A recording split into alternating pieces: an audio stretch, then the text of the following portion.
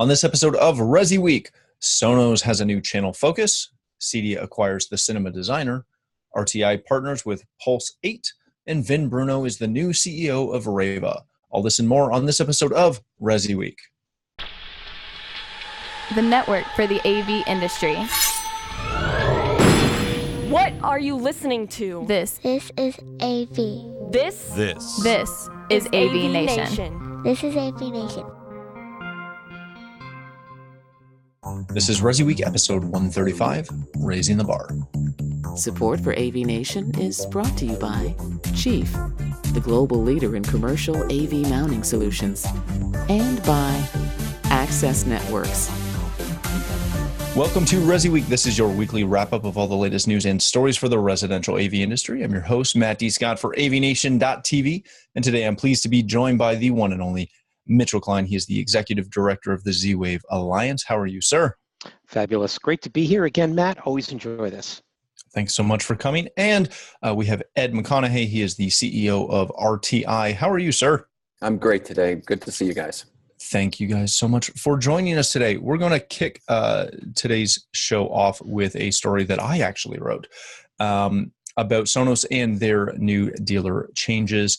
If you've been following me on social, if you've read a couple of these articles, last week I was in Boston with the good folks at SONOS to see some of their new initiatives and a couple new products, or a new product, I should say, that they've brought out to directly address essentially a lot of conversations, we'll say, that have been going on between SONOS and the CI channel, or the Installed Solutions channel, as they've taken to calling it.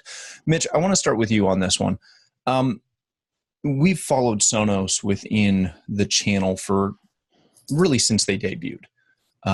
They've kind of been in and out of going to market through our channel, through retail, back to our channel, etc. There's a history there. When you look at what they've announced this past week, some of the products, some of the initiatives, have they done enough to really continue to grow that relationship within the channel, or is this still not there yet? Oh, wow. First of all, hey, I was in Boston too. Anyway. I didn't call him because I was on a very tight schedule. I'm sorry. That's what I apologize. I get it. It's okay. You don't forgive me. It's fine. Truly, I'm not hurt. I'll bring tissues to the show. Honestly, I have to say I'm really thrilled what SONOS is doing on a couple of different levels. I mean, number one, I love the validation of the channel. It's something that, over the last several years, there's been cries of the channel's going to die, it's going to shrink. Now, CEDIA has constantly said, no, look, our business is up, our members are up, but now we're seeing a company like SONOS that's really done an amazingly great job of taking this audio stuff and putting it in to do it yourself in retail stores. And yet still their validation of what they came out with and the way they did it by going and meeting with all the different dealers around the country is awesome. And I think it has significant implications, positive implications for the channel, and of course for Ed and his team and for others that really do focus on the integrated channel. Did they doing too little too late? Absolutely not. I think it took them a while to get here, but I don't care. They got here, and what they introduced is fabulous. Very good. Ed, Mitch brought up a really good point that, essentially some of the control options, some of the API things that they announced are going to obviously directly benefit your company, but also benefit dealers. When you have a mainstream brand such as SONOS, who, again, has had their issues with APIs and control with third-party control manufacturers, again, like RTI, how important is it for, kind of your customers and your business that these mainstream, incredibly popular AV companies have open APIs and large developer programs? Well, it's really important. There always are ways around closed APIs, but they can be awkward. They can be difficult to figure out. They're always subject to the changes and the whims, the technical whims of the manufacturer. And so they're not always a sustainable solution, much less the best solution. And so when we have partnerships with manufacturers, we're always much happier. It always works better. And in this case, Sonos has opened up, and we've been working with them on the Works with Sonos driver program. And you'll be able to see some of their new equipment in our booth. And we'll also be present in their Sonos hideout during the same time frame. So it's a very exciting development. It's good when the kinds of things that the consuming public wants is available in ways that can be nicely integrated into the solution, and having something that's suited for the professional integrator, I think it just takes us up a whole nother notch. Very good. Yeah, Matt, as we look at this, going forward, Sonos went public, and there's another company with the number 4 on it that went public that has demonstrated that the overall public market has a thirst for what they do for this channel. And I think this is the tip of the iceberg of what we're going to see from Sonos, and we can start speculating, but you can see where I'm going with the thought. Very much. Let me ask either one of you one quick follow-up on this. Reading the comments, which as a someone who writes an article or covers an event, you never should read your own comments. But because I did, and I'm that kind of guy, reading some of our channel's responses, there really seems to be a large divide between people who are super pro this product and some of these moves, and people who are very, oh no, it's not enough, I needed all of this other stuff. Does that kind of conversation, is that a true representation of the large or the occasionally seemingly large divide within the community of the ultra high end versus the middle of the road? Or am I reading too much into this? I think you're reading a lot into it, and I think a lot of the dealers don't truly understand what it takes to get products into the marketplace from the time you say, hey, let's do it, to the time you do it. And if you look at Sonos's track record, that they're going to put a product out there that's going to have a very long life cycle, then you're very careful about just simply jumping in and throwing things out there.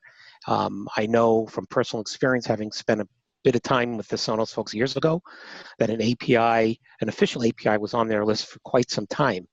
But you don't just do it and throw it out there. And I know Ed's worked with them, so probably have a little bit more insight into the specifics of it.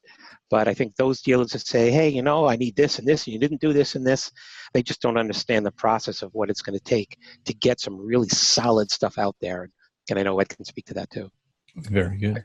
I would, and I think the only thing that would make them scream louder than why isn't it here yet, or why can't it do everything I want it to do, the only thing that would make them squeak louder than that would be if what was launched didn't work and the dealers would have problems with it.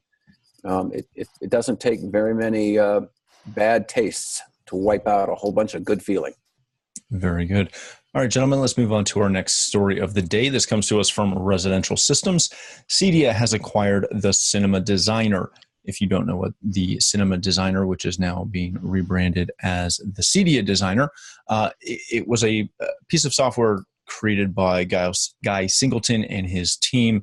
It launched back in 2016. Essentially, it is a design tool. You go online, you put in the specs for your room that you're trying to create.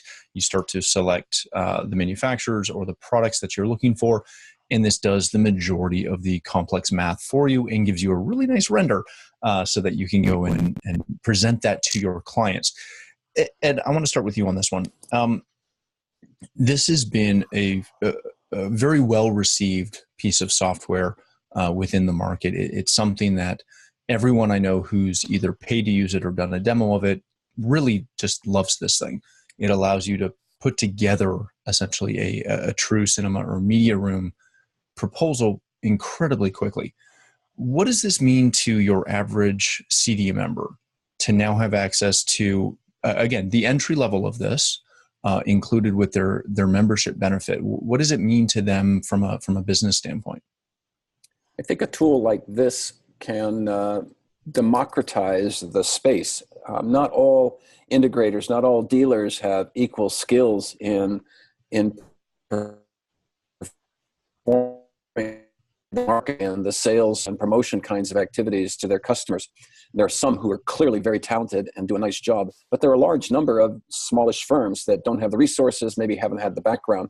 And so I think anytime we can come up with the kinds of tools that would give an integrator a more professional look, a better ability to communicate with the customer, actually create a better understanding of what the job requirements are and how you're going to deliver on it. I think those kinds of things can result in a quicker sale, maybe more sales. And ultimately, if that understanding is clearer about what the outcomes are going to be, because there are pictures and very clear descriptions of what's going to happen, I think we can end up with a happier result. Customers aren't going to be as surprised by what they got or didn't get. Very good. Mitch, Ed mentioned a couple really good things, and we kind of had a pre-show conversation a little bit about this. He mentioned that this kind of can, to a degree, level the playing field. If you're a firm that maybe doesn't have a dedicated designer and the resources to always create this manually, this gives you the opportunity to do that.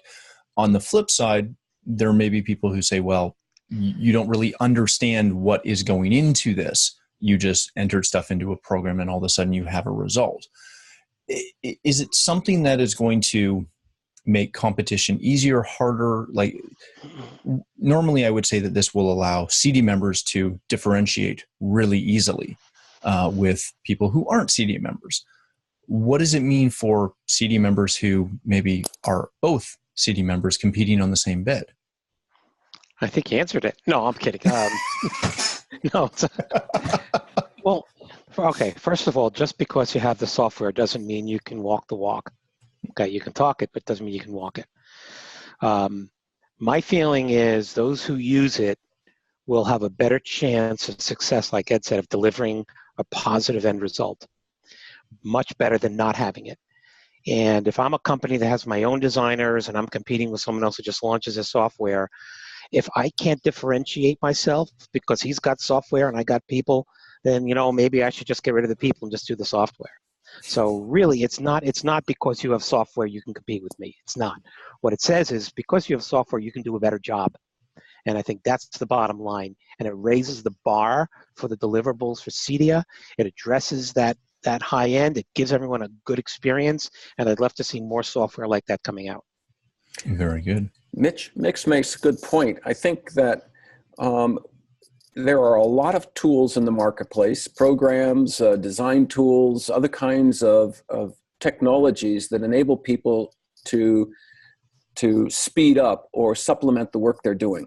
But ultimately, there's no substitute for the human brain and the ingenuity and the creativeness of that designer or programmer.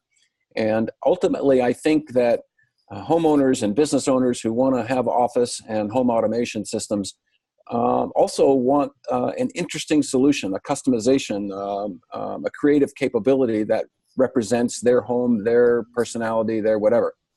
And so even if you have a tool like Cinema Designer, to really differentiate yourself as a dealer, to really push your brand forward, you've got to figure out ways to add your own personal touch, your own creativity to it. Mm-hmm. It isn't really all stick it in and it comes out. There's really a talent to be used there.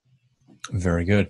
All right, gentlemen, let's go to our next story of the day. This comes to us from the AV Network. RTI and Pulse 8 have formed a strategic partnership.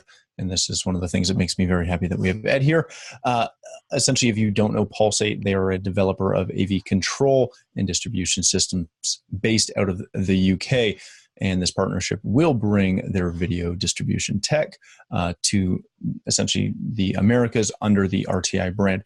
Ed, this is something that you guys at RTI have been doing the last little bit. One of the last times you and I talked, you had brought in some commercial products that, again, are now under the brand and giving a lot of meeting room technology and things such as that, mm-hmm. directly branded with RTI and made by RTI now. What is bringing in the Pulse 8 line of things due to your expanded product line? and offer for your dealers? Well, when we rolled the AV line out in January, we brought it with product that was available leads we could get to market in a timely manner. But there were shortcomings with some of that. When you're acquiring product and rebranding it, sometimes it looks like other people's products. Sometimes it doesn't have the tight integration you want. Sometimes it has issues. Maybe it's not as advanced in the technology as you'd like it to be. And while we believe that we should surf the technology waves as they evolve, well, we believe that. And so we saw Pulse 8 as an interesting opportunity to do two things. One is to get off of one wave and get on the new wave. This Pulse 8 line of product is a very advanced set of product based upon all the latest standards and protocols, which was very interesting to us. So it was already time to refresh parts of our video distribution lineup, and this solves that need to modernize. The second thing that was very interesting to us is that the Pulse 8 line has very sophisticated diagnostics, monitoring, and context-aware capabilities, which fit quite nicely into our RTIQ monitoring software packages and our Apex programming software. And so the opportunities to come out of the gate with tightly integrated software was particularly interesting to us. And ultimately, going forward, I think it's the integration that's going to be the winner here. The technology is terrific, but the integration and ease of programming is going to be terrific. Very good. Mitch, Ed brought up and really focused on the integration side and the diagnostic side. This is a trend that we continue to see. No one wants to, or integrators don't want to buy any box that they can't monitor, pull some form of information from, specifically remotely.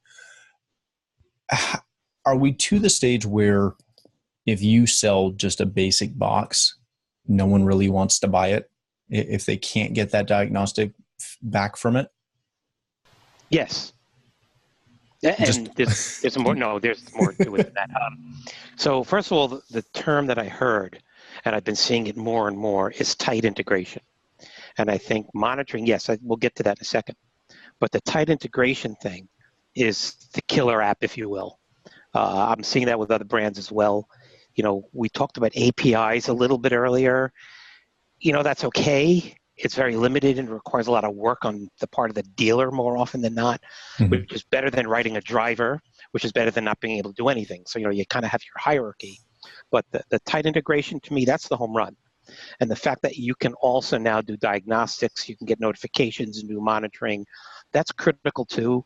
It truly minimizes the most expensive piece that dealers are constantly wrestling with, which is truck rolls and servicing.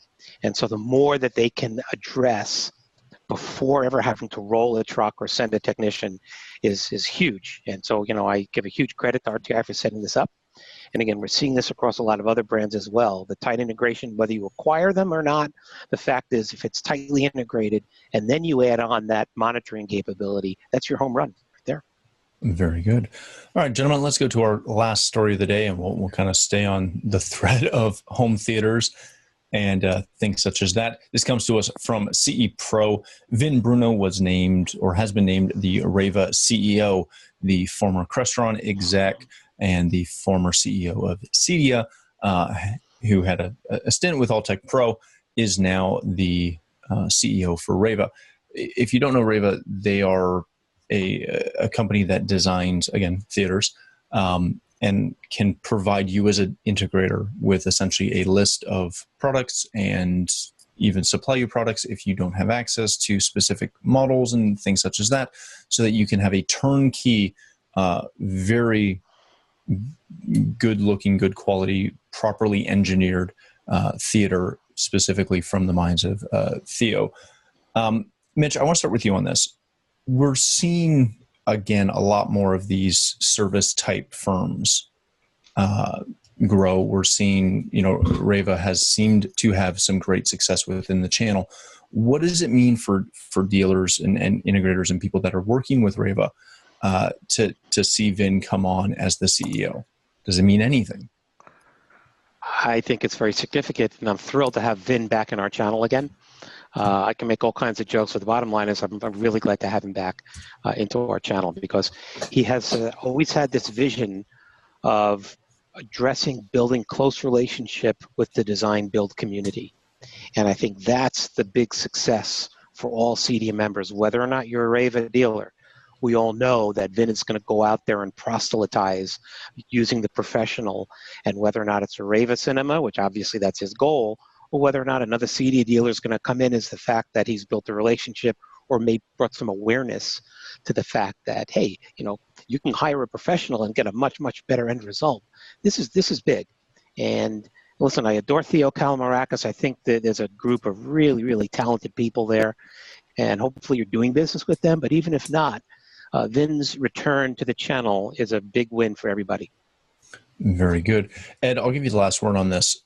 Vin is, he's someone that just about everybody seems to know. When you bring in, I hate to say, a rock star or someone who has the caveat that Vin does, who has the resume that Vin does that give or does that continue to give the channel more credibility? Or is it just a bunch of us know Vin and we all like Vin, so we're all happy for Vin? Well, I don't know Vin, as it turns out. But okay, so not everybody knows Vin, but most people. There's one. But then not very many people know me either. So there you. I think that anytime, I've got two observations about what we're talking about here, even if I don't know Vin. One, to answer your question specifically, I think that anytime somebody with industry credibility reinserts himself back into the industry or takes an important role in a segment of our industry, people pay attention. And we're all looking for signals about the positive direction of the industry, of the market. We're all looking for what's working and what's not working as indicators of where the market's going to go and where we should be going next. And so I think this is always something interesting and is a good sign for the industry. The second thing is, just in terms of another question I thought I heard you ask, Matt, which has to do with service firms. I think this is a case where dealers and integrators have learned over the years that they too have to specialize on the things that they're good at, finding customers, doing the physical work, whatever their specialty is. And they need to look for people who can optimize their business. So programming for hire, network design for hire, room design for hire. These kinds of things I think will be increasingly important as part of the ecosphere for our business. Very good. All right, gentlemen, let's leave it there. Just before we close, I did want to ask both of you, just collectively, this is going to air the day before CEDIA opens. When this airs, I'll probably be in a press room dealing with some press release from someone. With CEDIA around the corner, this is going to be the first show that Emerald Expositions is running completely, and CEDIA is not running. What are you gentlemen looking forward to? What are you excited about? What's your feeling going into this show? Well, I'll start with that one if you'd like. I mean, I'm certainly very optimistic in terms of just even some of the small additions they've made this year, just by putting a stage right in the middle of the show floor. Being one that does a lot of different shows globally, I've seen this being done before, and it really does help to engage people as they're touring the different booths, gives them reason to stay on the floor, and ultimately will hopefully make that third day something useful other than booth personnel getting a chance to see other booths. But I'm really optimistic. I like the things they've done. May not be thrilled with some of the price increases, but I'll take that offline. But the fact that they're bringing in the design community, we have talked about that. They have those relationships. They're bringing them in. They're doing some designer tours. I think it's just, again, a tip of that iceberg, and really will give us some big wins in terms of tightly connecting with some of the other parallel or intersecting industries. So far, so good. Excellent. I don't have anything to add to that, other than the fact that I'm looking forward to a great show, seeing our distribution and dealer partners, and catching up with what are turning out to be old friends at this point. Excellent. I'm not that old, Ed. No, but I am. Yeah, Oh, yeah. okay. Yeah. Go there. Okay. Yeah. You're welcome. All right, gentlemen, thanks again for having us. Mitch, if people want to connect with you, learn more about the Z-Wave Alliance, stop by your booth at CEDIA Expo, where can they do that? Where can they find you? You'll find us. We're booth 2715. We're on one of the main aisles. You'll find us. I can be reached, Mitch at zwavealliance.org. There is a hyphen between Z and Wave. Or you can just simply tweet at me or follow me at Mitchell_Klein. And I look forward to seeing as many of you as possible over the next week. Excellent. Ed, thanks so much for joining us today. If people want to connect with you, learn more about RTI, all the new products, etc., or visit you on the show floor, where can they do that? Well, we're going to be in booth 2627, where we'll have a full line of product, including some new remotes and tablets. I saw that. Of course, you can always come see the new RTI AV gear. Mirror View will be there. You can find us over in Mitch's Z-Wave booth, because we'll be on the interop wall. And as I mentioned, we'll have Sonos in our booth, and we'll also have be in the Sonos hidden space. So we're looking forward to seeing all of our friends, and I think it's going to be a terrific show. Excellent.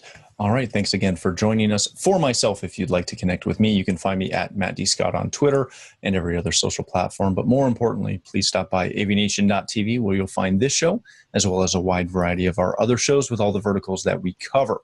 When you visit the website, please take a moment to check out our underwriters. We are extremely thankful for their support, and ask that you support them as well. Thanks again for watching. That's all the time we have for this episode of ResiWeek.